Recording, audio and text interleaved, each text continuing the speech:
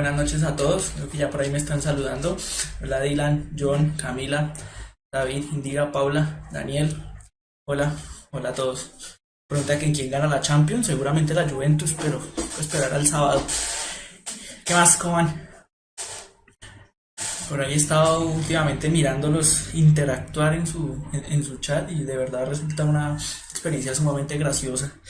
Entonces aquí estoy, ya me hice bastante publicidad durante el transcurso de la semana para que por favor me hagan famoso, a ver si me dedico a otra cosa. No, mentiras. Para que por favor no olviden, tenganlo presente siempre, suscribirse al canal de Puntaje Nacional Colombia, darle like a los videos que se suben, seguirnos en redes sociales y pues obviamente estar aquí presentes asistiendo a la clase, ¿no? Creo y veo que de pronto hay gente nueva, entonces pues me presento, soy Julián Gutiérrez Fonseca, soy docente de Ciencias Sociales y pues he estado acompañando este proceso durante este año y pues ahí vamos poquito a poco. Ya como pueden ver en la diapositiva, la temática de hoy va a ser la edad contemporánea. Vamos a trabajar en los dos momentos, antes y después del break, esta temática, siglo XIX y siglo XX. Entonces de pronto va a haber gente que quede molesta o gente inconforme, porque yo he visto mucho en los comentarios que hay gente que, por ejemplo, pide mucho guerras mundiales y guerra fría y toda esa cosa, pero entonces no nos podemos detener mucho en eso. Más bien, si ustedes prefieren, me escriben por el correo sociales y ciudadanas @puntajenacional.co cuáles son los temas que de pronto quieren profundizar, y cuando lleguemos a la parte o sea, la parte del cronograma, la parte de tiempo que está destinada para profundizar algunos temas, ustedes me escriben ahí que quieren ampliar y con mucho gusto lo hacemos. Entonces, pero por ahora estamos cumpliendo así muy lineal el cronograma en la parte de historia y en la parte de las demás ciencias sociales. Apenas, por ejemplo, terminemos la parte de historia, empezaremos a desarrollar el componente de competencias ciudadanas. Después de competencias ciudadanas, entonces ahí sí ya les atiendo lo que necesiten y lo que quieran en relación a los temas que de pronto consideren que deben haber mayor profundidad. No hay ningún problema, para eso vamos a tener prácticamente todo el mes de julio. ¿Listo? Entonces, para que no se preocupen. Igual tratamos de responder todas las preguntas. Si nos escriben, con mucho gusto se les va a atender a todos, ¿vale? Entonces vamos a dar inicio a la edad contemporánea. Nos estamos refiriendo a lo que es específicamente siglo XIX y siglo XX, ¿vale? Entonces demos inicio a esto. Entonces tenemos siglo XIX. Primero, hacemos una relación o un puente con lo que vimos o trabajamos la clase anterior en relación a la Revolución Industrial y la Revolución Francesa. Entonces ya sabemos que esta parte de la historia está marcada por el inicio de estos dos episodios. Decía yo en la clase anterior que la Revolución Industrial y la Revolución Francesa son momentos y hechos históricos que van a determinar el modelo económico y el modelo político hasta el día de hoy. Entonces por eso son tan fundamentales comprenderlos en la actualidad, ¿no? Entonces, primero, la Revolución Industrial, al igual que la Revolución Francesa, fortaleció a un nuevo y poderoso grupo de la sociedad que luchaba por obtener el poder político.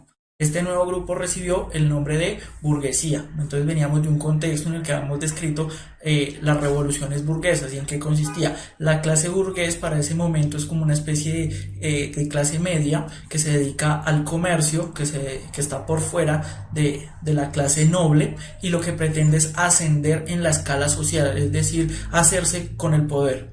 Para ello, movilizan a las clases populares en procesos revolucionarios contra las monarquías, basados en ¿qué? En principios y posturas ideológicas, filosóficas, políticas de la Ilustración. Entonces generan todo un proceso de cambio, todo un proceso revolucionario que transforma la sociedad en este periodo de tiempo. Estamos hablando del siglo XIX. Veamos cómo la parte de la Revolución Francesa culmina con el momento de Napoleón autoproclamándose emperador y tratando de exportar la revolución a toda Europa. También vimos en la clase y la sesión anterior que cómo este proceso napoleónico influyó considerablemente en las independencias de América Latina. ¿sí?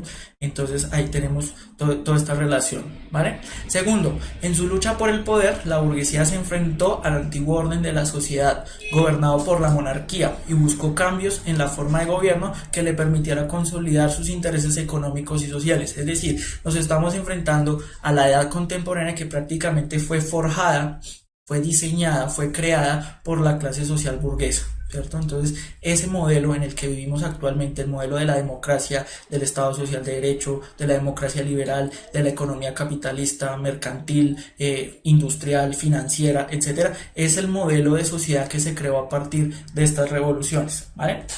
Tercero, en el siglo XIX el pueblo europeo también vivió el auge del nacionalismo. Este movimiento consistió en el rechazo de la intromisión de otros países sobre su territorio. Entonces, veamos en la sesión anterior, en la parte de los componentes de ciencia política, el concepto de nación, ¿cierto? La nación es la idea o es el imaginario que hace creer a la gente que hacen parte de una unidad política más grande, en este caso el Estado. Entonces, como resultado de la modernidad tenemos la creación o el surgimiento del Estado nacional. Con el paso del tiempo la gente se va creyendo el cuento de que hacen parte de la misma unidad política y están dispuestos a defender hasta la muerte su nación, ¿vale? Entonces cuando se habla del nacionalismo ya es ese espíritu exacerbado de identidad, de sentido de pertenencia en relación al país, al Estado, a la nación de la cual hacen parte. Entonces durante todo este proceso del siglo XIX el nacionalismo empieza a crecer poquito a poco. Entonces vamos a ver en el desarrollo de esta sesión cómo a mediados del siglo XX este nacionalismo va a estallar, ¿cierto? Porque vamos a ver lo que sucedió en la Primera y en la Segunda Guerra Mundial, que el componente nacionalista es fundamental para entender el conflicto que se da en este momento. ¿Listo?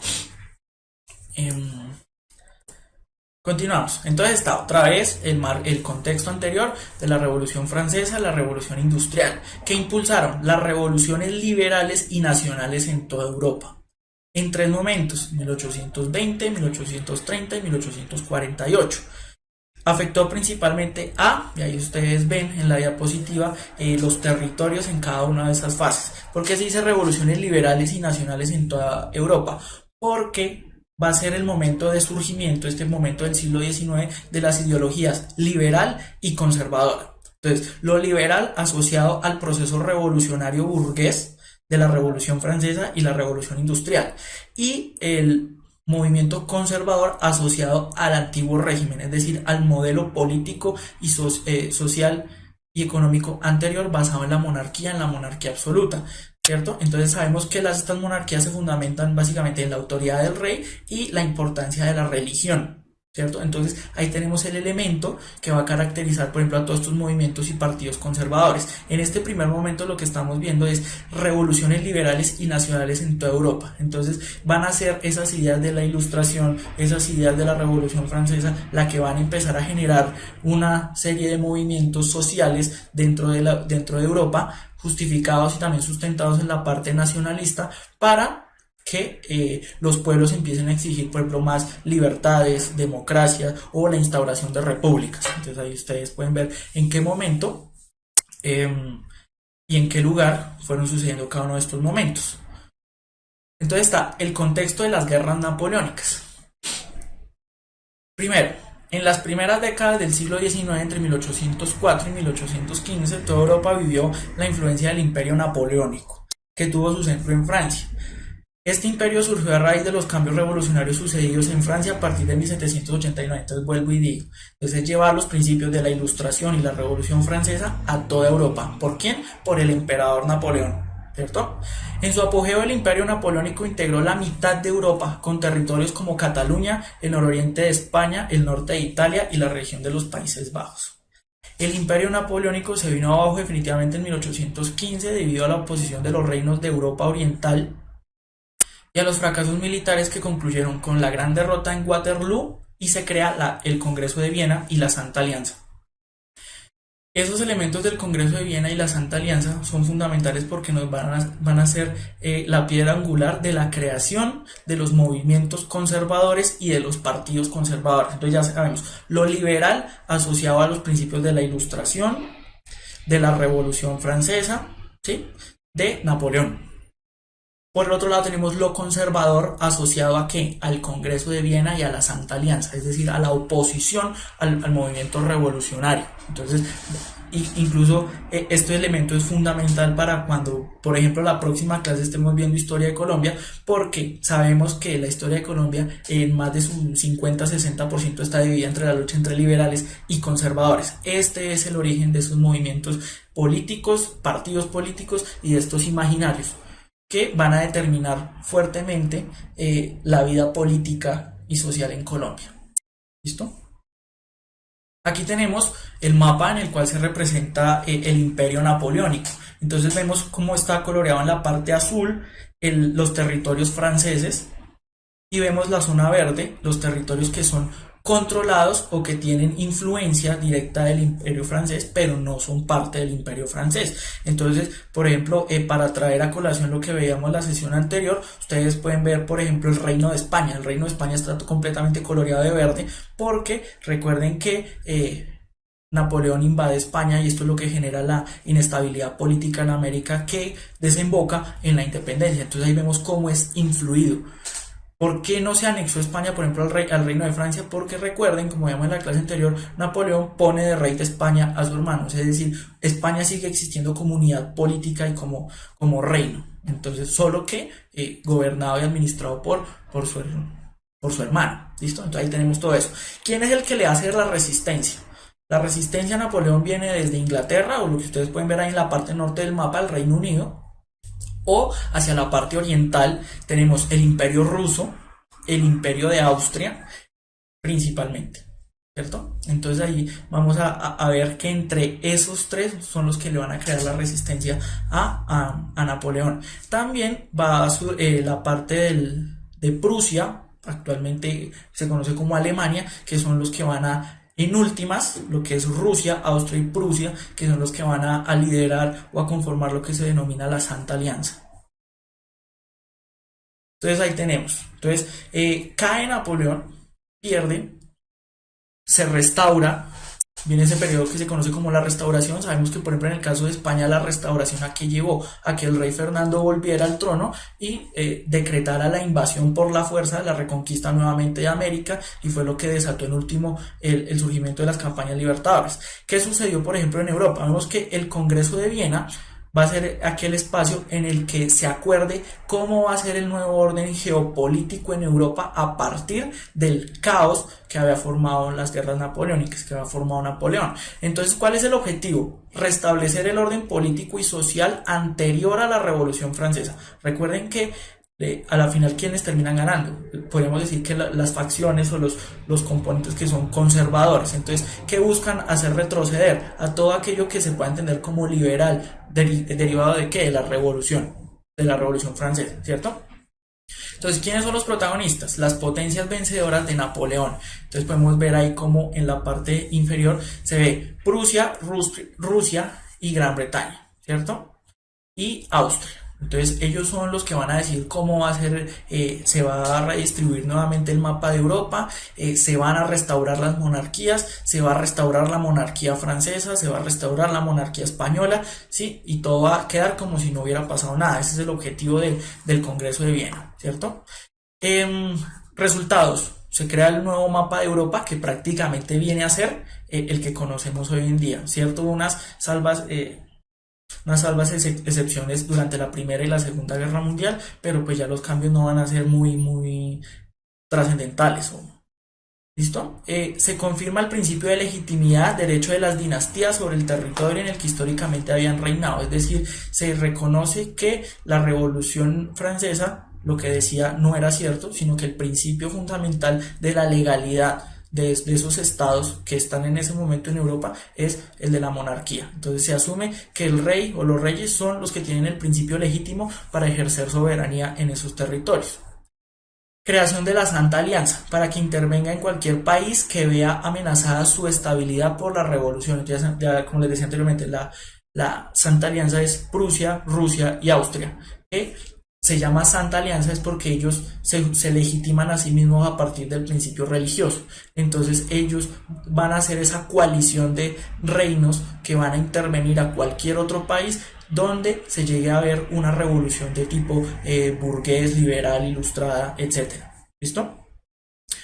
Entonces, y ahí en la parte inferior de la diapositiva podemos ver cómo esta ideología de la restauración da origen a lo que se conoce como el conservadurismo y empieza a ser como el origen de los partidos conservadores, contrario al liberalismo y al nacionalismo, ¿sí? Partidario de la vuelta al antiguo régimen. Obviamente esto se va a modificar, no quiere decir que hoy en día el Partido Conservador esté pidiendo que volvamos a ser súbditos del rey Felipe VI de España, no. Esto va a ir cambiando, estamos hablando del primer momento de la restauración después de la caída de Napoleón. Entonces, ahí vamos a ver los momentos revolucionarios. Primero, la primera ola revolucionaria de 1820 al 21 extendió por España, Nápoles y Grecia. A excepción de la revolución de independencia de Grecia, las peticiones de los liberales en España y en Italia fueron sofocadas por la intervención de los ejércitos reales de Francia y Austria. Entonces, cuando vemos la parte de Austria, estamos viendo cómo la Santa Alianza está interviniendo, ¿sí? O sea, la Santa Alianza es como la OTAN del momento. 2. La revolución de 1830 fue mucho más profunda y grave que la del 20. Esta se inició en Francia y estimuló la independencia de Bélgica y el triunfo del liberalismo en Suiza. Además se produjeron alzamientos en Polonia, Alemania e Italia, los cuales fueron aplacados por las potencias orientales, Austria y Prusia. Entonces ahí tenemos otra vez los miembros de la Santa Alianza oponiéndose a cualquier reforma de tipo liberal. En 1848 las manifestaciones liberales se extendieron por toda Europa, comenzaron en Francia y siguieron por los países de la Europa mediterránea y central, principalmente Italia, los estados alemanes, Austria y Suiza.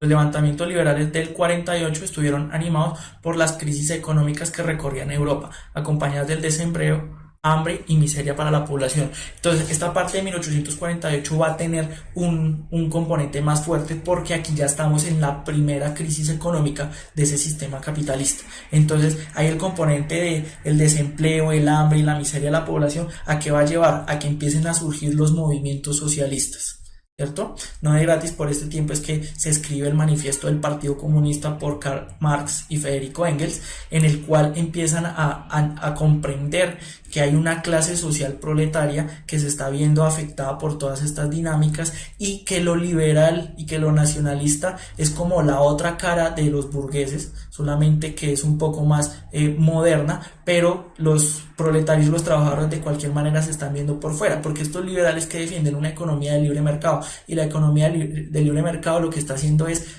aumentando el desempleo, el hambre y la miseria en Europa. Entonces ahí es cuando empieza a surgir este movimiento propiamente socialista, ¿cierto? Miramos a ver, hay preguntas. Bueno, pregunta Karen Gómez, ¿por qué el conservatismo se oponía al nacionalismo? Entonces, comento nuevamente, la idea de nación y de nacionalismo fue una idea creada a partir de la gente que proponía ideas en la Ilustración, en la Revolución Francesa, como un referente de unidad y de cohesión para la existencia de los nuevos estados opuesto a la monarquía. Por eso el sentimiento nacionalista iba en contra de la monarquía. ¿Por qué? Porque antes el referente de unidad era el rey, ¿cierto? Entonces todos somos una unidad porque somos súbditos del mismo rey. Ahora, ¿qué pretenden decir los nuevos estados nacionales? Ahora todos somos una unidad porque somos la misma nación, ¿cierto? Entonces cambia. Por eso terminan siendo opuestas, ¿vale? Igual no se preocupen si hablo muy rápido, es que es demasiado contenido el que hay que trabajar. De igual manera, ustedes saben que en la próxima semana se estará subiendo el video de esta clase, entonces tranquilos, no se preocupen, presten atención, lo que no quede claro lo pueden preguntar, lo pueden escribir al correo o esperar a que vuelva a subir el video, no se preocupen. Igual ustedes son libres de entrar a Google y ahogarse en ese mar de información. ¿Listo? Manifestaciones obreras, entonces era lo que yo venía comentando. Las duras condiciones de vida y de labor de los trabajadores industriales dieron origen a las manifestaciones obreras en Europa. Entonces otra pata que le nace al cojo. Ya teníamos diferencias entre liberales y conservadores, ahora los obreros se van a empezar a organizar fuera de esa dualidad liberal-conservadora. ¿Listo? que en principio fueron espontáneas y muchas veces violentas. Entonces la cosa se empezó a poner complicada. Estas manifestaciones fueron adquiriendo una mayor organización, dando lugar a asociaciones y sindicatos que protestaban y reclamaban una mejor calidad de vida. Las desigualdades sociales surgidas de la revolución industrial dieron origen al socialismo como una forma de pensamiento mediante el cual el movimiento obrero manifestó sus aspiraciones de transformación de la sociedad. Entonces, fuera de esa polarización que se armó entre la burguesía, que eran liberales y conservadores, ahora surge el socialismo, que muestra la cara de esas clases bajas trabajadores que se están viendo afectadas por ese modelo político y económico. ¿Listo? Pregunta Mateo Quiroga, o sea que el Renacimiento fue un pilar que favoreció al liberalismo y que se opuso a lo que sería el Partido Conservador. Sí, podríamos decir que sí. Vemos cómo desde el descubrimiento de América se empiezan a desatar una serie de eventos que desembocan en esto, ¿cierto? El pensamiento renacentista y humanista fue fundamental para la aparición de la Ilustración. La Ilustración es fundamental para la aparición de la Revolución Francesa y así sucesivamente. Entonces, si vamos viendo como una relación de causa y efecto entre los hechos, podemos decir que sí, que el Renacimiento tiene un vínculo con eso, porque el Renacimiento fue el que empezó a menoscabar como esa autoridad o esa hegemonía que tenía la Iglesia Católica.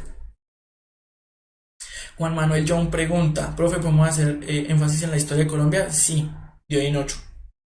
¿Sí? Hoy solo mundial, la próxima solo Colombia. ¿Listo? Siguiente diapositiva. Entonces, la vida de los obreros en el siglo XIX se caracterizó por miseria y difíciles condiciones de trabajo. Dieron origen a organizaciones obreras como el ludismo, el cartismo, que son organizaciones de obreros que se cargan de protestar y manifestarse en contra del sistema o del modelo económico, los sindicatos, que pues los conocemos hasta el sol de hoy, que son las organizaciones de trabajadores, y la Internacional Obrera. ¿Listo? Por el otro lado, el pensamiento socialista se divide en socialismo utópico, socialismo de transición y el socialismo científico.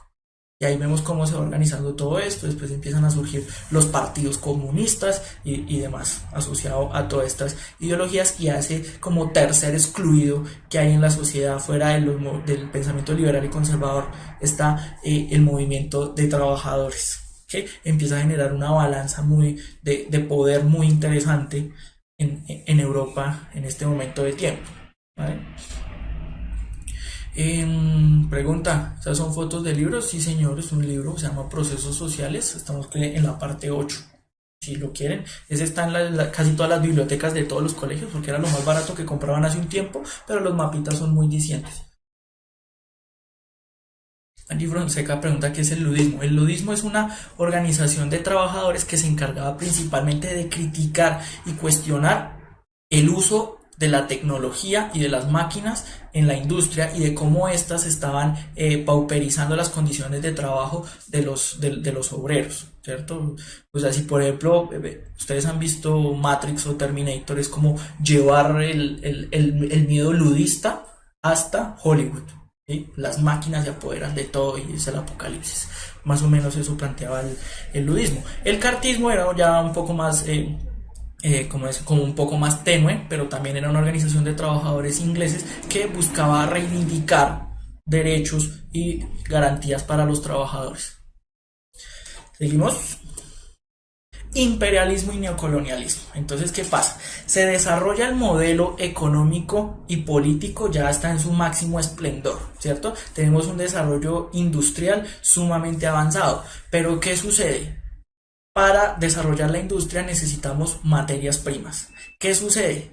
Ustedes pueden ver perfectamente un mapa de Europa. Europa en términos de proporción y tamaño pues es muy reducido. Asimismo son reducidos sus recursos naturales. ¿A qué nos lleva esto? A que como a principios del siglo XIX ya perdimos esa inmensa tierra conocida como América, de donde extraíamos recursos naturales. Entonces, ¿qué tenemos que hacer? Empezar a buscar recursos naturales. No nos vamos a meter otra vez en América porque de allá ya lo sacaron, ¿cierto? Entonces, volver a una reconquista de América sería muy complicado para ellos en la situación en la que estaban ellos y tanto los nuevos estados en América. Entonces, ¿qué van a empezar a mirar? Van a empezar a mirar el otro lado del mundo. Van a empezar a mirar África, Asia y Oceanía. Y esto es lo que va a determinar el origen de esto que tiene el título de la diapositiva, Imperialismo y neocolonialismo. Se dice neocolonialismo porque ya no es el mismo colonialismo que hicieron España y Portugal en el siglo XV y XVI, sino que este ya va a tener unas connotaciones de tipo industrial. ¿Listo? El anterior era mercantil, este es industrial. ¿Sí? Que tiene unas connotaciones completamente diferentes. Entonces vamos a mirar. Primero, en el siglo XIX, promovida por el crecimiento industrial de Europa, se inició una nueva etapa de expansión que tomó el nombre de imperialismo o neocolonialismo. 2. El imperialismo fue impulsado por la búsqueda de nuevos mercados para los productos industriales europeos y por la competencia nacionalista entre las potencias europeas. Tercero, el Congreso de Berlín en 1885, promovido por Alemania, fijó las reglas de la invasión y expropiación de los territorios de ultramar, África, Asia y Oceanía. Fueron repartidas y allí se crearon protectorados y otros gobiernos coloniales. ¿Sí? Entonces, ¿qué se entiende por imperialismo? El imperialismo es la influencia que tiene un Estado sobre otro, ¿cierto? Se asume eso como imperialismo, en una relación de dominación donde uno está arriba y el otro está abajo, ¿cierto? Decir que el colonialismo es distinto al imperialismo es falso. El colonialismo es una forma en la que se manifiesta el imperialismo. Porque el colonialismo es decir, se invade un territorio, se le asume que esa colonia hace parte del territorio dominante e incluso pobladores del territorio más fuerte van a ocupar y a vivir y a sentarse en la colonia, ¿cierto? Eso es lo que va a ser diferente, por ejemplo, a un protectorado. En el protectorado simplemente está el Estado mayor, el Estado menor, este ejerce influencia sobre el otro, pero no hay una ocupación como tal en el que le estén colonizando. Y tampoco el Estado menor no hace parte del Estado mayor. Por ejemplo, en el caso del colonialismo español, estas tierras, por ejemplo, actualmente Colombia, la Nueva Granada, es una colonia, pero como tal dentro de la unidad política del Reino Español, esa colonia hace parte del Reino de España. ¿Cierto? En este otro caso, por ejemplo, cuando vemos por ejemplo, el protectorado es otro territorio, el cual dominamos, pero no es parte de nuestra unidad territorial. ¿Sí? Entonces ahí ustedes pueden ver esas variaciones que hay ahí en la relación de lo que es protectorado y lo que es colonia, que son formas de imperialismo. Entonces este imperialismo tiene esas connotaciones. El Congreso de Berlín va a definir el manual de cómo se reparte en el mundo. Que ahí lo ven.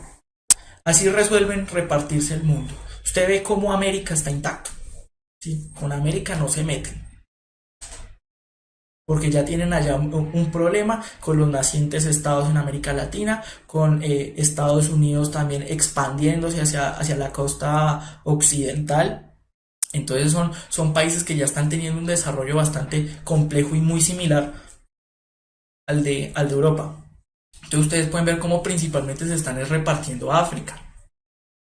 En ese Congreso de Berlín de 1885 prácticamente se dividieron África con una regla y en una mesa. Por eso usted, si quiere, puede de pronto abrir en Google, en otra pestaña, mapa de África, y usted ve cómo esas fronteras son muy rectas. ¿Por qué? Porque se las dividieron prácticamente y literalmente con una regla. Entonces, de aquí para allá es para mí, de aquí para allá es para ti, y así sucesivamente. Entonces, ustedes pueden ver ahí cómo principalmente está dividido África entre Inglaterra, entre Alemania, entre Portugal, entre Holanda, entre Bélgica. ¿Sí? Ellos resuelven repartirse el mundo. ¿Qué hay allá? No les interesa. De verdad no les interesa. Si hay gente, si hay selva, si hay animales, si está Mufasa con Simba, no, eso no interesa. ¿Qué dicen? ¿Sí? Eso no importa. Ellos ya habían explotado África y sabían el potencial, por ejemplo, que tenía de seres humanos cuando los esclavizaron y demás, pero no conocían su importancia en cuanto a recursos humanos, a recursos naturales. Entonces ya empiezan a explorar más África y es cuando se apoderan de África completamente. El imperialismo, entonces vemos de 1885 a 1914. ¿Cierto? Consiste en una nueva etapa de la expansión europea basada en condiciones históricas en Europa, como el desarrollo industrial, el capitalismo financiero y la competencia nacionalista. Entonces ya se organizaron todos los estados nacionales y como elemento fundamental de la existencia del estado nacional es que cada uno tenga su propia economía. Para que esa economía subsista, pues debe ser y competir con las demás, con las de los países de alrededor. Entonces esta competencia es lo que los lleva a apropiarse de África y a apropiarse de Asia, para obtener mercados y para obtener recursos naturales. ¿Listo? En busca de nuevos mercados, recursos naturales, pues lo que acabo de comentar. Y por el otro lado dice, dio origen a fundación de imperios coloniales en África, Asia y Oceanía. Originó la destrucción de los reinos nativos y formas de resistencia al colonialismo. ¿Listo? ¿Cómo así que capitalismo financiero? Cuando se habla del capitalismo financiero ya se está hablando de aquel capitalismo que se funda, por ejemplo, en la bolsa de valores, en los bancos y etcétera, ¿cierto? Entonces ya no es la relación mercantil, ya no es la relación industrial la principal, sino que se vuelve más relacionado a este componente, acciones, bolsa, bancos, etcétera.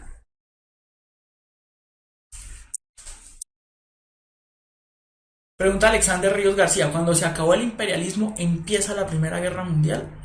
Sí y no.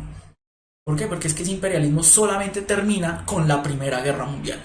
¿Qué pasa en la Primera Guerra Mundial? Se agarran estas potencias imperialistas. ¿Por qué? Porque como dice la película de James Bond, el mundo no basta. Entonces, como ustedes vieron, se repartieron el mundo, pero como las economías iban cada vez en crecimiento, y ustedes saben que el modelo capitalista lo que busca es que cada vez haya más y más y más riqueza, pues tenemos una limitación física que es el componente geográfico, ¿cierto? Entonces la única forma de extender nuestras ganancias es apropiarnos de más territorios, es decir, meternos en la colonia del otro. Entonces, ¿por qué se declaran la guerra? Porque necesitan quitarle la colonia al otro.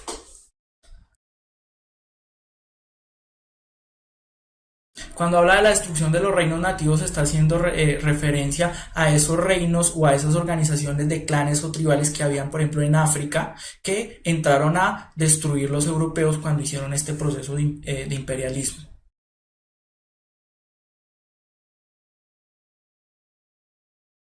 ¿Listo? Entonces, vamos a dar hago esta presentación de esta diapositiva y damos el break, que ya veo que hay gente que lo está pidiendo, entonces no se angustien, no se preocupen. Esta diapositiva y damos el break. Jesús Alberto Pérez, profe, vamos a ver preguntas al final. Sí, al final, pero al final del final, o sea, no al final de cada sesión, sino al final para eso de las 8:20, 8:15. Mateo Quiroga me dice, fue una excusa, pero no sé. Ah, pero la causa fue la muerte del archiduque. El archiduque es la gota que derrama el vaso. Pero entonces ya vamos a ver por qué. No me preocupa. El camino al siglo XX. Entonces, 1. Las rivalidades entre las potencias europeas a finales del siglo XIX. ¿Por qué están agarrados? Porque quieren colonias y quieren quitarle la colonia al otro. Dieron origen a una creciente tensión que llevaría a la Primera Guerra Mundial. A mí también habían unas disputas nacionalistas bastante complejas.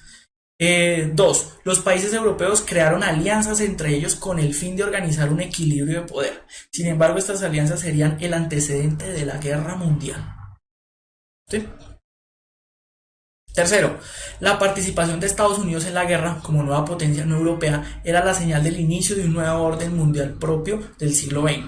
Además de la Primera Guerra Mundial, otro acontecimiento marcó el final del siglo XIX.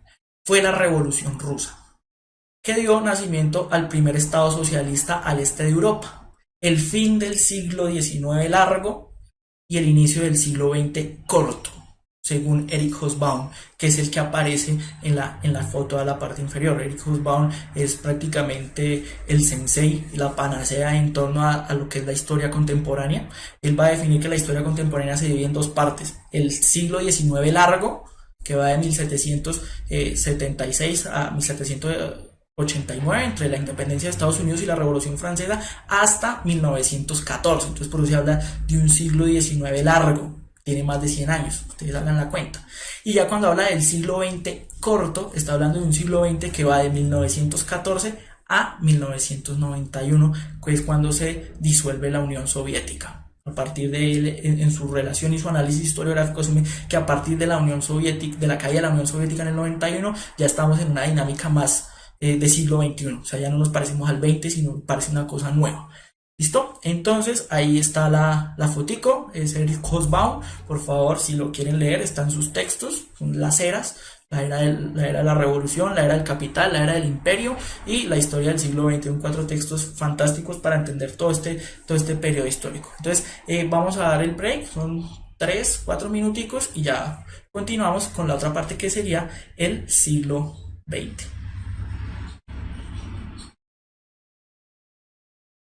Bien, entonces volviendo para retomar con el tema, o estaba mirando ahorita ahí en el break todas las curiosidades que escriben.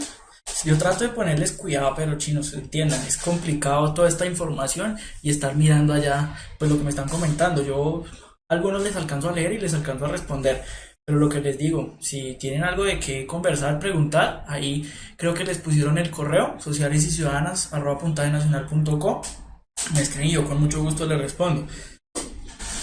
Hasta el momento solo me ha escrito una persona, entonces ahí sí ya no es problema mío, yo con mucho gusto le respondo. También vi que alguien preguntaba por los nombres de los textos. Son cuatro libros de Eric Hobsbawm.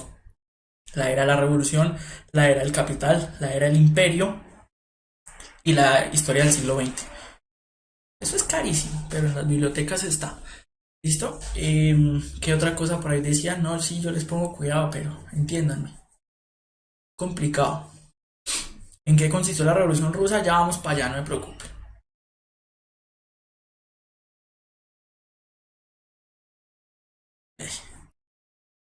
Como quiera, chino. ¿Listo? Entonces tenemos Europa, 1885-1914. Alianzas y rivalidades entre las potencias divididas entre imperios centrales, Alemania, Austria y Hungría, que son herederos de la Santa Alianza, más el Imperio Turco, más Bulgaria. Por el otro lado tenemos lo que es la Triple Entente, que va a ser Francia, Inglaterra y Rusia, ¿cierto? Ya empiezan a haber unas divisiones, ya no está tan asociada a esa división que había entre los liberales y los conservadores en el siglo XIX, sino que aquí ya empiezan a entrar otros factores que son más de tipo económico y nacionalista. Entonces vemos como Francia, Inglaterra y Rusia están aliados con Italia, Serbia y Rumania, y esto genera la Primera Guerra Mundial, cuyo fin da origen al nuevo orden europeo, un nuevo orden mundial y al surgimiento de nuevas potencias como Japón y Estados Unidos. Entonces, vamos a ver muy rápidamente. Yo les decía al principio de la clase, pero todavía hay gente que va a quedar inconforme porque yo sé que esto de las guerras mundiales despierta muchas pasiones en todo el mundo, porque a la gente le encanta el plomo, naturalmente al colombiano. Pero entonces, si lo quieren, lo profundizamos más adelante, cuando terminemos el cronograma y después de competencias ciudadanas. Ángela García pregunta que cuáles eran los textos. Ya les dije, la era de la revolución, el capital, el imperio y la historia del siglo XX, Eric Hobsbawm. Pues vamos a mirar. Siglo XX. 1. Las tensiones sociales, políticas y económicas que se acumularon a lo largo del siglo XIX terminaron con la Primera Guerra Mundial. Al final de la contienda aparecieron nuevas formas de organización política y económica cuya influencia se sintió hasta 1929, año de la gran crisis del capitalismo. El otro gran acontecimiento que marcó el comienzo del siglo XX fue la revolución bolchevique. Desde entonces el socialismo se convirtió junto con el capitalismo en la segunda alternativa política del siglo XX. En este contexto histórico ascendieron Estados Unidos y la Unión de Repúblicas Socialistas Soviéticas como nuevas potencias mundiales. Ya no van a ser potencias, sino superpotencias. Entonces, Primera Guerra Mundial. Entonces, antes de centrarnos en ese mapa tan complejo y tan extenso, vamos a hablar muy escuetamente en relación a la Primera Guerra Mundial. Entonces, tenemos que el primer componente es... hay una disputa por colonias y por ampliar mercados y por apoderarse de recursos naturales, ¿cierto? Entonces ese es el primer factor que va a desestabilizar a Europa. Por el otro lado tenemos un factor de tipo nacionalista. Entonces yo normalmente en clase lo explico como la guerra de los panes. ¿En qué consiste la guerra de los panes? No se imaginen panes por ahí de pronto si tienen hambre, sino ¿por qué? Porque se están enfrentando culturalmente dos tendencias nacionalistas muy opuestas, el pangermanismo contra el paneslavismo, ¿cierto? Entonces son referentes nacionales muy distintos que están en confrontación desde el siglo XIX con esta creación de la idea de la nación. ¿A qué está asociado el pangermanismo? Entonces, pan es un prefijo que nos está dando a entender todo, ¿sí? Pan significa todo. Entonces, cuando hablamos de pangermanismo, como una perspectiva nacionalista que está buscando la unión de todas aquellas naciones que se asumen como germanas, es decir, en relación a una lengua y una cultura germana. Cuando vemos por el otro lado el paneslavismo, estamos haciendo referencia a una unidad de naciones eslavas, asociadas también a un componente religioso del cristianismo ortodoxo, por ejemplo, y las lenguas eslavas que se identifican, por ejemplo, con el alfabeto cirílico. Entonces, son culturas y nacionalidades completamente distintas que están en contienda desde el siglo XIX, lo germánico contra lo eslávico, ¿sí? Ahí tenemos eso, lo germánico contra lo eslávico. ¿Qué está entre lo germánico? Por ejemplo, Alemania y Austria, ¿cierto? ¿Qué está en lo eslávico? En lo eslávico. Rusia, Polonia, las naciones de los Balcanes y Serbia. Entonces, ¿qué pasa? Tenemos un aumento del sentimiento nacionalista, pero las lógicas geopolíticas que definieron algunas naciones eslavas, dentro de territorios germanos. Ahí viene lo que comentaban ustedes, por ejemplo, del caso del archiduque Francisco Fernando, que fue asesinado en Sarajevo, ¿cierto? En el año de 1914. ¿Qué pasa? Serbia está integrado al imperio austrohúngaro, pero entonces los serbios se sienten con una identidad eslava, no germánica. Entonces Austria-Hungría hace parte de esa identidad nacionalista germánica. Los serbios quieren una independencia porque ellos como nación se reconocen como eslavos, no como germanos, ¿vale? Entonces ese es el primer detonante de esa disputa nacionalista. Entonces teníamos por el otro lado la pelea por las colonias en África y en Asia, y por el otro lado una disputa nacionalista. ¿Por qué? Porque hay naciones eslavas metidas dentro de imperios germanos, y eso es lo que genera la disputa. En el momento en el que sucede el asesinato de Francisco Fernando, entonces ¿qué va a suceder? Los germanos, las monarquías o los estados germanos se van a unir contra Serbia. ¿Y qué va a pasar? Principalmente Rusia, que es como el gran respaldo de estas naciones eslavas, va a defender a Serbia. Entonces, por esta relación de este sistema de alianzas, entonces es que Austria-Hungría, Rusia y Turquía terminan en un lado, y por el otro lado termina Rusia, Francia e Inglaterra en el otro lado. Entonces, ¿por qué? Por una confrontación entre germánicos y eslavos, con el trasfondo mundial del modelo económico imperialista, en el cual necesitan raparse colonias para poder justificar y sostener sus economías nacionales, ¿cierto? Entonces, el asesinato de este tipo tiene una connotación muy importante. ¿Por qué? Porque es el primer elemento del fin de ese régimen antiguo. Entonces, por ejemplo, la Primera Guerra Mundial también se conoce como la caída de las águilas, porque el águila es la representación de los imperios, de los emperadores. Y por ejemplo, en el caso de Austria-Hungría, al morir Francisco Fernando, es el único heredero al trono de Austria, el último de la dinastía de los Habsburgo. Entonces ahí es cuando empiezan a caer esos imperios arraigados de la monarquía absoluta, referentes conservadores, religiosos. Empieza a caer. ¿Listo? Entonces vemos ahora sí el mapa conceptual después de todo ese contexto de los panes y las guerras por colonias. Tenemos la triple alianza. Entonces está Austria-Hungría, Alemania, Italia, Turquía y Bulgaria. Por el otro lado tenemos la triple entente: Francia, Rusia, Gran Bretaña, Japón y Serbia. Fases: guerra de movimientos. Entonces está el frente occidental y el frente oriental. Entonces vemos por una de las batallas más representativas, la batalla de Marne, la batalla de Tannenberg. Guerras de posiciones. Entonces aquí ya no es de avance, se vuelve de trincheras. Ustedes, por ejemplo, miran o buscan imágenes de la Primera Guerra Mundial en Google y siempre van a encontrar trincheras. O sea, la Primera Guerra Mundial era lo más absurdo, porque consistía en cavar un hueco, usted se mete ahí y empieza a dispararle al otro. ¿Cuándo avanzan? Nunca. Pero eso, la matazón es increíble. Entonces este modelo de guerra durante la Primera Guerra Mundial es supremamente absurdo. ¿Listo? Ahí vemos la batalla de Verdún, la de Somme, guerra submarina en Jutlandia, en Galicia. ¿Listo? El decisivo año 1917 ¿sí? Está marcado por dos hechos. Uno, la Revolución Rusa y dos, Estados Unidos en guerra. Entonces, este es el punto de no retorno. O sea, aquí es donde se parte en dos esa primera guerra.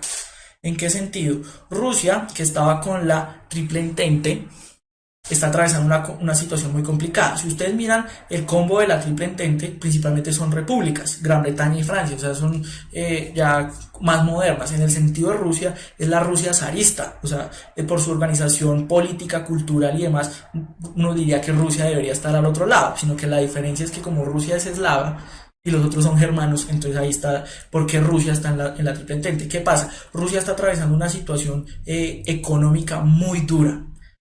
Para el año 1905 ya habían perdido una guerra contra Japón y habían quedado en una situación de pobreza y de miseria bastante dura. Entonces, sostener para Rusia, la Rusia zarista, esta guerra resultaba muy complicado y eso abrió la posibilidad para que los movimientos revolucionarios, liberales, socialistas, pudieran darle la estocada al zar y hacer la revolución en Rusia.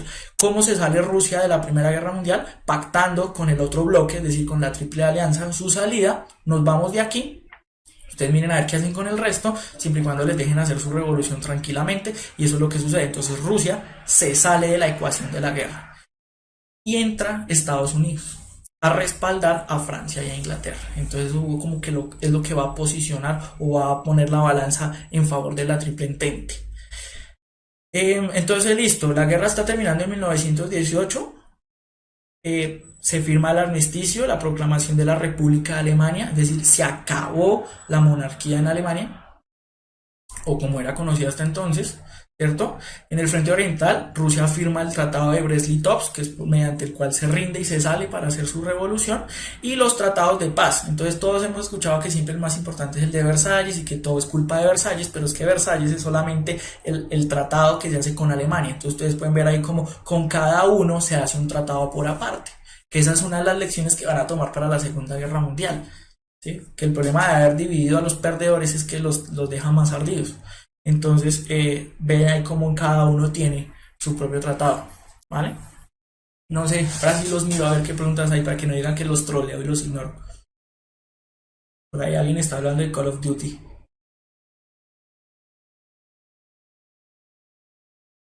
Profe, ¿la Guerra Fría va a dar alguna clase después o no? Sí, en esta.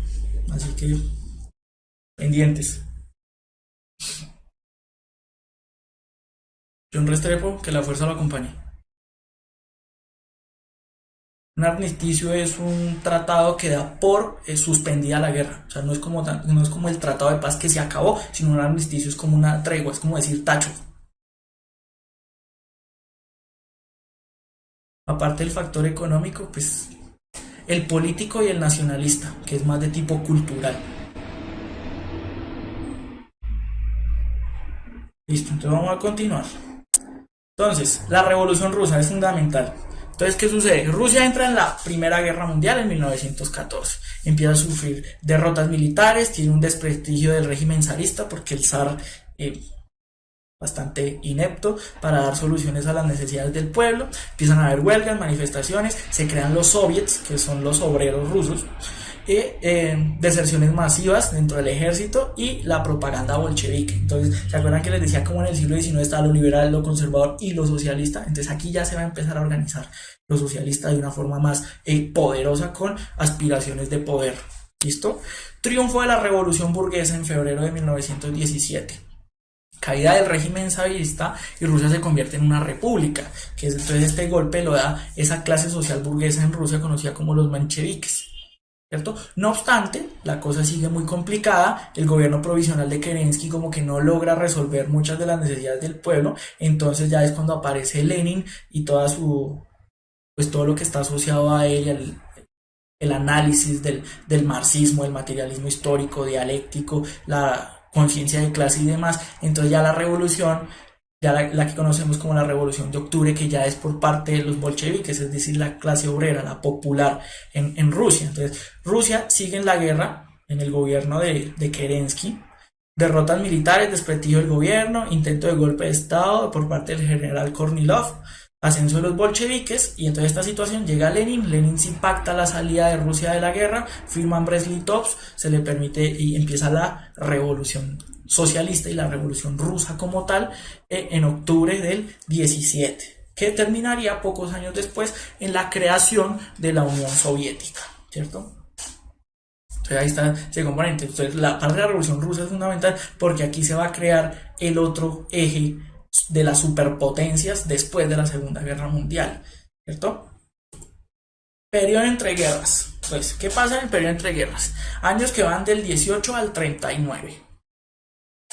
Final de la Primera Guerra Mundial. La Primera Guerra Mundial, también como tipcito ahí de cultura general, por si de pronto en algún momento los confunden. La Primera Guerra Mundial, obviamente la gente que estuvo en la Primera Guerra Mundial no dijo, oh, vamos a combatir la Primera Guerra Mundial, no, porque eso implicaría saber que iba a haber una segunda. Entonces la Primera Guerra Mundial era conocida por entonces como la Gran Guerra o la Guerra Total.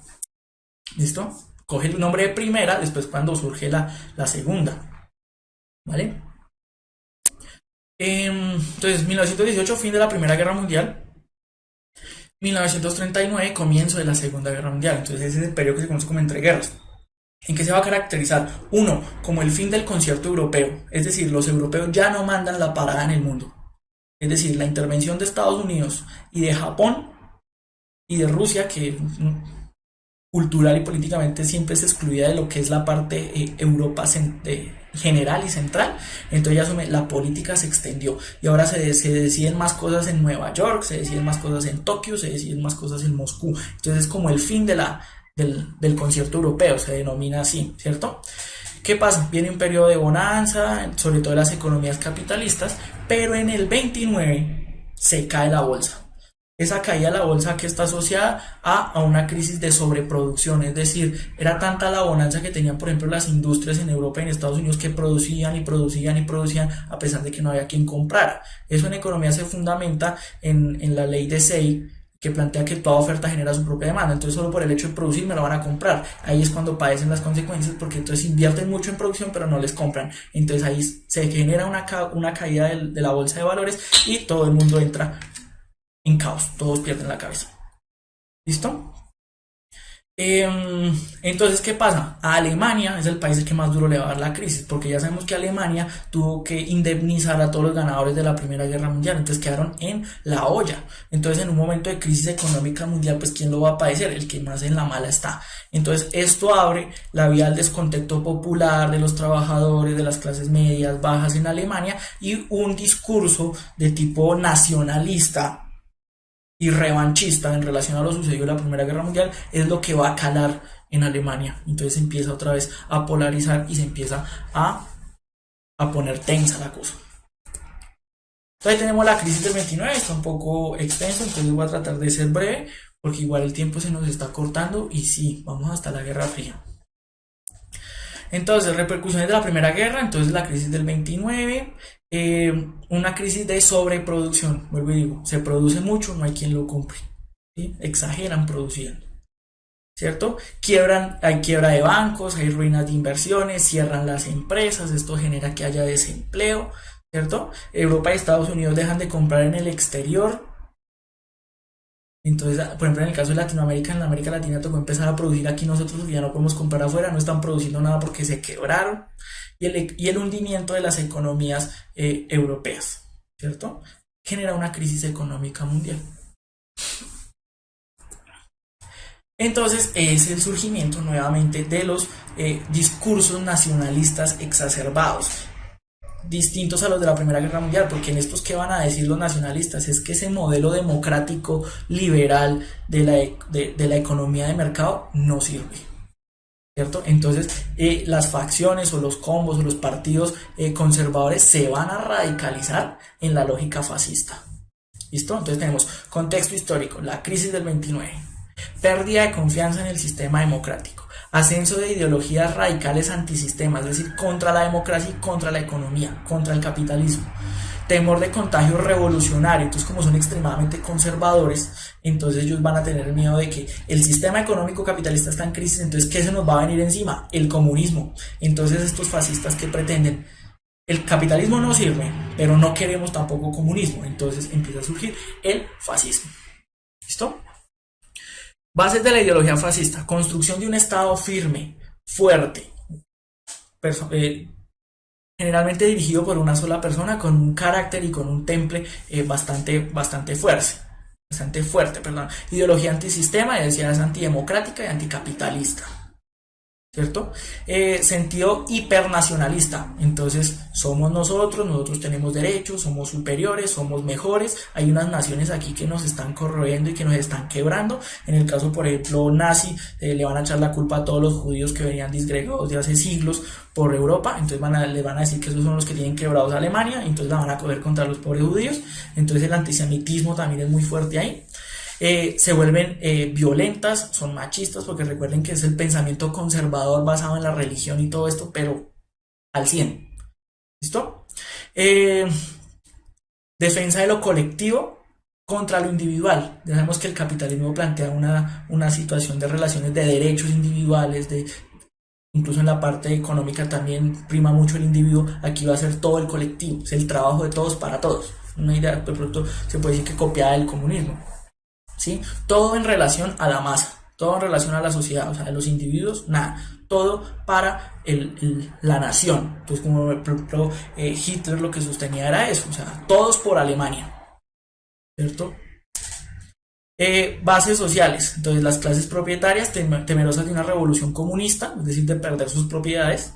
Clases bajas, obreros desempleados, desesperados, ¿sí? Excombatientes de la Primera Guerra Mundial que se sienten humillados por lo que sucedió en la Primera Guerra Mundial, por la forma en la que se resolvió. ¿Listo? Entonces ahí tenemos toda la base del fascismo. Entonces todo ese fascismo, el nazismo, que para términos prácticos tienen características muy particulares, empiezan a hacerse en Italia, en Alemania, y hay una parte que por ejemplo no está aquí en la diapositiva, que sería como ese fascismo japonés, porque los japoneses también se creen más que el resto, se creen la potencia civilizadora de Asia, ¿cierto? Y ellos también empiezan a crecer, a tratar de apoderarse. Ya habían tratado en la Primera Guerra Mundial, esa vez estaban aliados con Inglaterra, con Francia, con Estados Unidos, y lograron sacar una buena tajada, pero ahora se veían más identificados con la postura italiana y alemana, y entonces ya querían apoderarse de todo lo que tenía Estados Unidos en el Pacífico, ¿cierto? Y de también meterse con China y con Corea. Diferencia entre el fascismo y el nazismo: que el fascismo es italiano y el nazismo es alemán. El nazismo es más antisemita. El fascismo italiano no la tenía tan fuerte contra los judíos y demás. El nazismo también planteaba aquello de la superioridad de raza y demás. El fascismo era como más político, ¿cierto? El nazismo se metía más con una cosa cultural, social, demográfica, racial, ¿cierto? O sea, en complejidad de todo el contexto y el sistema social, el nazismo era mucho más complejo. Entonces, causas de la Segunda Guerra Mundial: Tratado de Versalles. Quedaron postrados, les tocó pagar la guerra. Crisis del 29, ya lo explicamos, el ascenso del fascismo también, debilidades de la democracia y política de pactos. Durante la segunda mitad de los años 30 se configuraron una serie de alianzas, ¿cierto? Que son los que terminan generando los bloques en cada uno de estos bandos durante la Segunda Guerra Mundial. Entonces ahí tenemos el desarrollo de la Segunda Guerra Mundial. Entonces tenemos el camino entre el 34 y el 39, en el cual Alemania invade Polonia, y ante este hecho es que saltan las otras potencias como Francia y como Inglaterra principalmente, ¿cierto? Tenemos también un punto de inflexión, como lo teníamos por ejemplo en la Primera Guerra Mundial, que era en 1917, que era cuando se sale Rusia y entra Estados Unidos. Aquí viene a ser el 42 y viene a ser prácticamente parecido, que es cuando entran en la jugada la Unión Soviética y Estados Unidos, y es lo que pone la balanza a favor de los aliados y en contra de los regímenes fascistas y nazistas. ¿Listo? Entonces ahí tenemos las campañas victoriosas del eje Berlín-Roma, que tenemos en un periodo entre el 39 al 42, que prácticamente el panorama es a favor del nazismo y del fascismo. ¿Por qué? Porque a donde llegan, ganan, ¿cierto? O sea, solamente les quedó grande poderse meter en Inglaterra, el resto tenían prácticamente controlada toda Europa. Tenían una forma de guerra conocida como el Blitzkrieg o la guerra relámpago, que es de entrar de golpe y a toda. ¿Sí? Entonces invaden Dinamarca, Noruega, Holanda, Bélgica, Francia. La batalla de Inglaterra no lo lograron, pero alcanzaron a bombardear Londres. Campaña en el África con los cuerpos Afrika Korps en Egipto, ¿cierto? Fracaso italiano, ocupación de Alemania, de Yugoslavia y Grecia, la Operación Barbarroja, que es la invasión a Rusia. Entonces sabíamos que en un principio Hitler y Stalin tenían un pacto de no agresión, pero ambos lo que sabían era como una tregua mientras Hitler invadía el occidente de Europa y Rusia utilizó esta fachada de aquel tratado para, el Molotov-Ribbentrop se llama el tratado, para armarse esperando que tuviera que acudir o ponerse de algún lado dependiendo de la situación, porque recordemos que este momento ya está polarizado en que entre esas potencias liberales capitalistas, las potencias fascistas y las potencias comunistas. ¿Listo? ¿Qué pasa? En 1942 y parte de 1941, por ejemplo, en 1941 Japón ataca a Estados Unidos y eso es lo que genera que Estados Unidos ingrese a la guerra. Asimismo, también en este mismo momento, Alemania le da por combatir la guerra en dos frentes e irse a invadir la Unión Soviética, ¿cierto? Entonces eso genera que una mala jugada política y militar de la Alemania nazi de sostener una guerra en dos frentes lo llevó a caer por el lado occidental y a caer por el lado oriental. Entonces, por el lado oriental tenemos la confrontación directa con los soviéticos. Entonces ahí vemos que es muy importante lo que sucedió, por ejemplo, en la batalla de Stalingrado y en el cerco de Leningrado, ¿cierto? Porque Hitler no era muy inteligente en términos de estrategia militar y él iba más a lo simbólico. Si hubiera entrado directo a invadir Moscú, otra sería la historia, pero no, entonces él quería llegar primero a destruir las ciudades referentes de la revolución rusa, es decir, aquellas ciudades que tenían el nombre de los principales líderes, Leningrado y Stalingrado, solo porque le parecía simpático destruir esos referentes simbólicos, ¿sí? En ese proceso del cerco de Leningrado y todo lo que tardó la batalla de Stalingrado, pues los agarra el invierno y ya no pueden llegar hasta Moscú, y ahí es cuando el capitán invierno devuelve a los alemanes y empieza el ejército rojo a hacer replegar al ejército alemán. ¿Listo? Derrota a los alemanes en Stalingrado y empieza el retroceso del ejército alemán. Desembarco aliado en África e Italia en el 43, los aliados empiezan a invadir. Desembarco aliado en Normandía, 6 de junio del 44, por estos días se van a celebrar unos cuantos años del desembarco de Normandía, el día de la liberación de Francia. Entonces ahí ya empieza, si ven como a partir del 41, entonces los aliados empiezan a hacer replegar a los alemanes, ¿cierto? Ya sea por el frente occidental como por el frente oriental. ¿Listo? Mayo de 1945, esto se vuelve una carrera por quién llega primero a Berlín. ¿Quién va a llegar primero a Berlín? Si los que vienen por occidente o por los que vienen por oriente. El caso es que la historia cuenta que los primeros en llegar son los soviéticos. Los soviéticos llegan en mayo del 45 y liberan Berlín, ¿cierto? Berlín cae el 9 de mayo de 1945. Estados Unidos libera los territorios ocupados.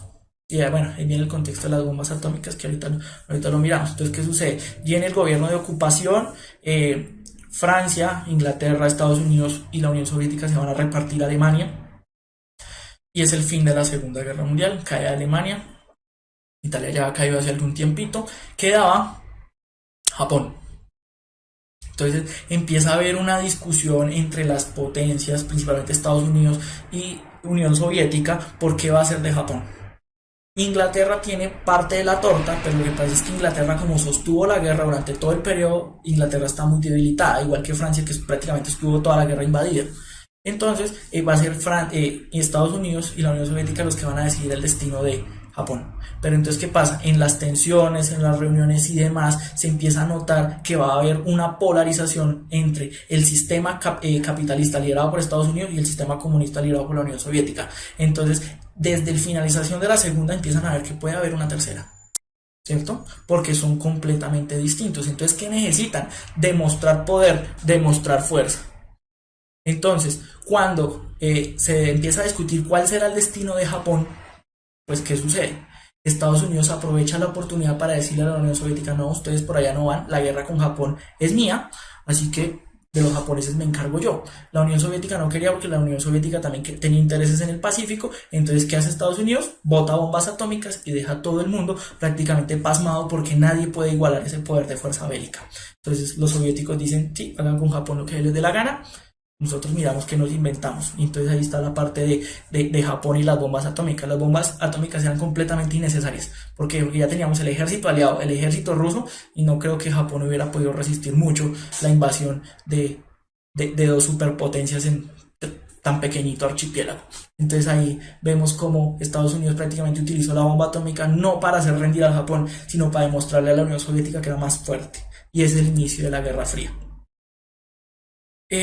Entonces, con la finalización de la Segunda Guerra Mundial, tenemos el surgimiento de las Naciones Unidas. Entonces, a partir de la experiencia de la Primera Guerra Mundial, entonces ahora lo van a hacer todo más bonito, todo más simpático, no van a obligar a los perdedores a que paguen la guerra.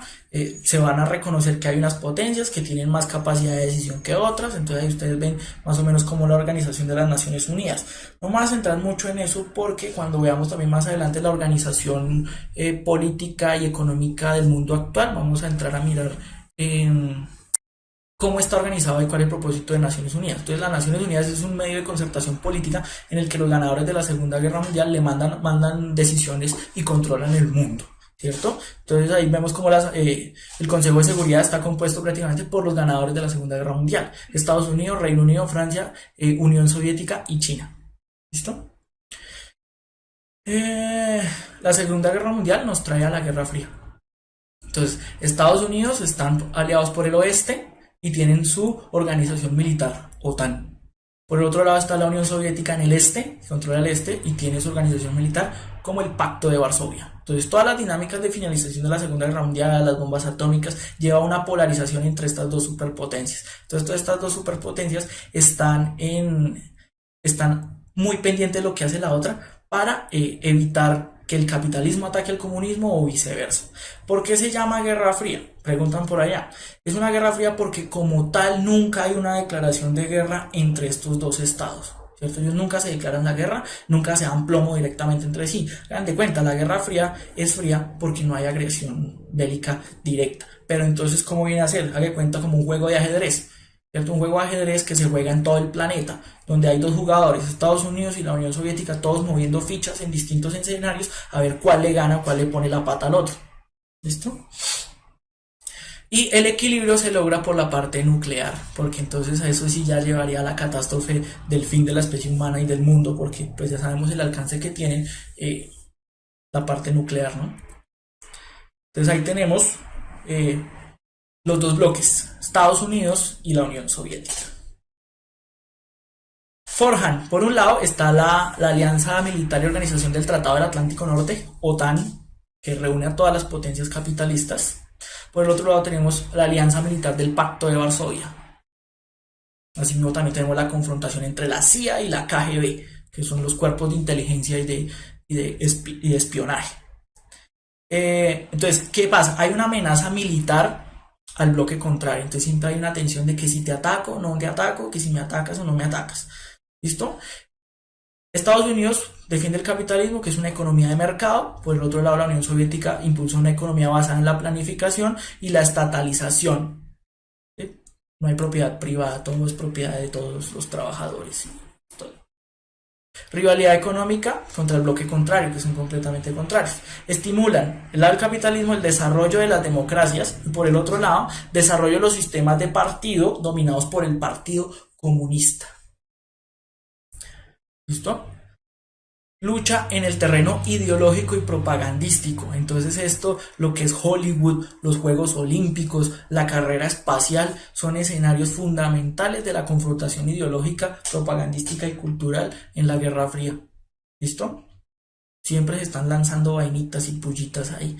Es muy importante. Ustedes pueden buscar, por ejemplo, documentales en YouTube acerca de por ejemplo, cuál era el problema tan importante que había, por ejemplo, en las Olimpiadas entre la lucha entre Estados Unidos y la Unión Soviética. ¿Por qué? Porque mandaban prácticamente a sus militares a competir en las contiendas, porque como no había una confrontación directa, no podían saber cuál era más fuerte que el otro. Entonces, ¿cómo medían su capacidad física en los Juegos Olímpicos?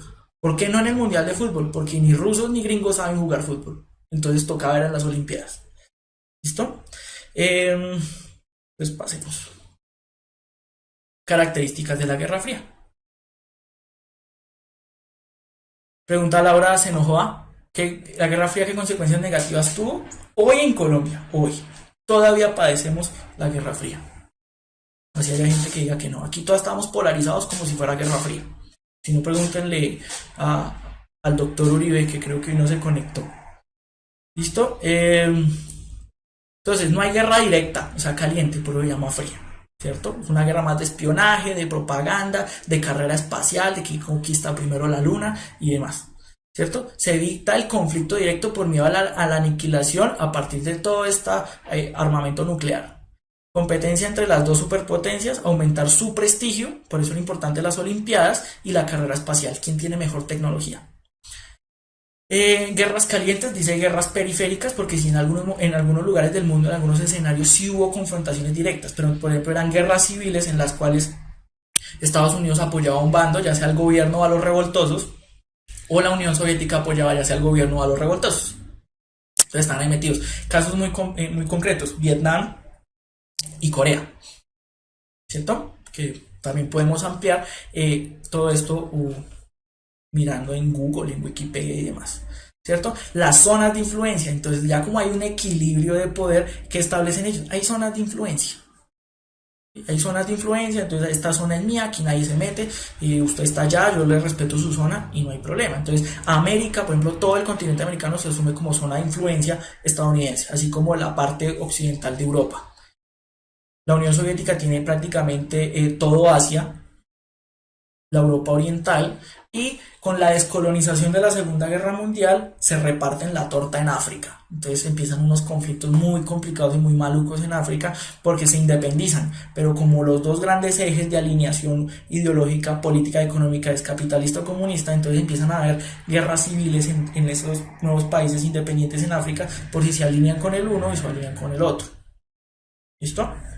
Estas son las zonas de influencia. Entonces, esas zonas de influencia generan muchas discordias. Por ejemplo, en el caso de América, todo es reconocido como zona de influencia norteamericana. Pero cuando empiezan a surgir, por ejemplo, partidos socialistas que ganan elecciones, como en el caso de Chile, con Salvador Allende, que es asesinado en el 73, o guerrillas comunistas que empiezan a hacer procesos revolucionarios para implantar modelos socialistas y comunistas en el continente, entonces pone al continente latinoamericano en una situación bastante compleja. ¿Listo? Y se cayó la Unión Soviética. ¿Sí? Este periodo lo atravesamos hasta el 91. La Unión Soviética termina cayendo. Hay interpretaciones. Los marxistas dicen que fue por presión del bloque capitalista que se cayó.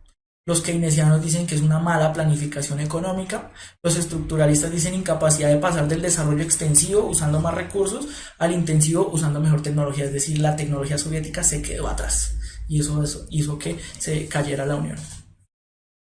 ¿Listo? Y interpretaciones neoliberales dice causas intrínsecas al sistema económico. Los neoliberales siempre van a decir que el comunismo es malo por naturaleza, entonces por eso se cayó. ¿Sí? No proponen nada nuevo. Dice no hay competitividad, no hay mercado, no hay libertad, no hay propiedad privada, entonces está condenado al fracaso.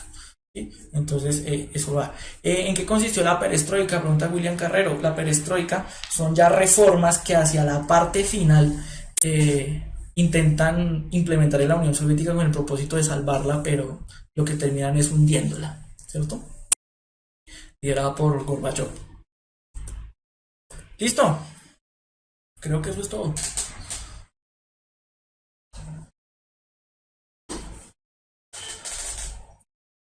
¿Cuál es la interpretación más acertada para mí?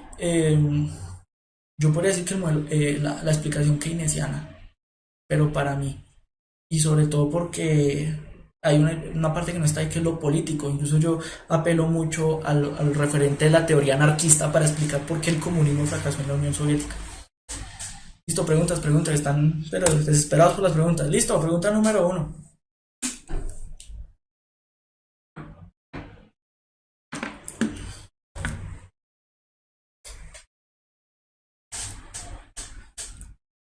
El imperialismo es una tendencia política de un pueblo o un estado a someter a su dominio a otros pueblos para construir un imperio. Por haber predominado esta tendencia en una determinada época, se le ha llamado imperialismo al periodo histórico que comprende la segunda mitad del siglo XIX y la primera mitad del siglo XX. Del imperialismo podemos decir que Pregunta Lauren Micolta de cuándo pasamos a competencias ciudadanas cuando terminemos la parte de la historia de Colombia, es decir, de 2015. Es cierto que los nazis tuvieron que ver con la creación del ELN, falso, toda falsedad. ¿Quién le contó ese chisme, Uribe? Sebastián Portilla ya dijo B, Juliet dijo B, Juan Manuel dijo B.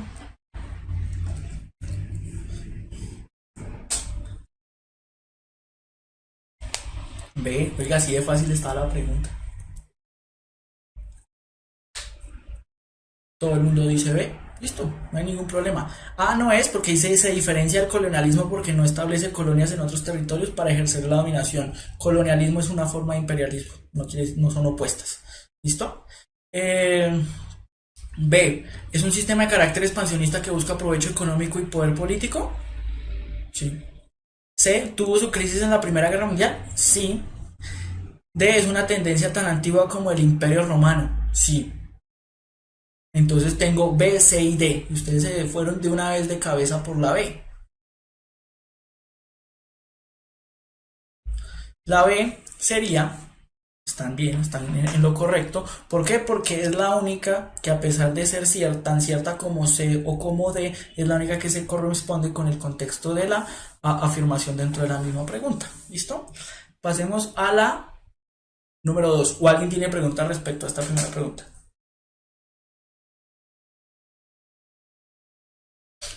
Exacto, William Carrero. La D no nace del texto.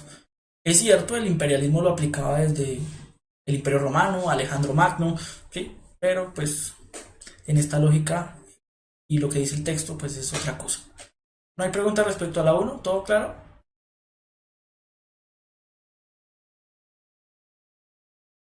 Cuba, la República Socialista de Cuba es socialista. Yo ya lo he explicado en sesiones anteriores por qué el comunismo como forma de organización estatal no existe.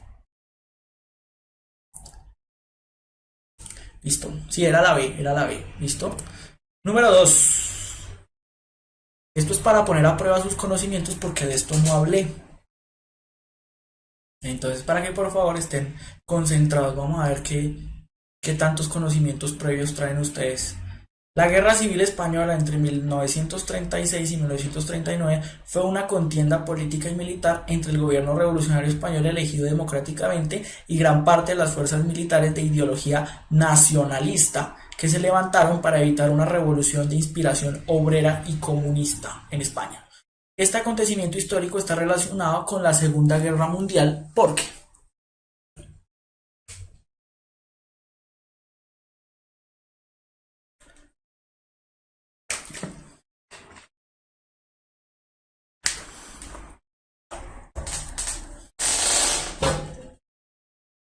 Juan Manuel John dice la C. Ah, me está preguntando. Ah, no sé. Manuel the best. O sea, el mejor. Dice A.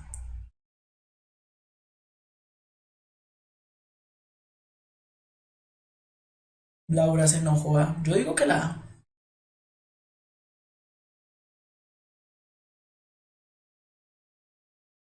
Camila Serna A. David Santiago Ramos A. Los demás se fueron a dormir. Karen Rosso dice A. William David Quintero A. Mateo A. Todo el mundo dice A. Estos chinos están volando. Yo no sé ni para qué conectar. Sebastián Portilla, que si Hitler está vivo, creo que hay una imposibilidad física y biológica para que ese sujeto esté vivo todavía.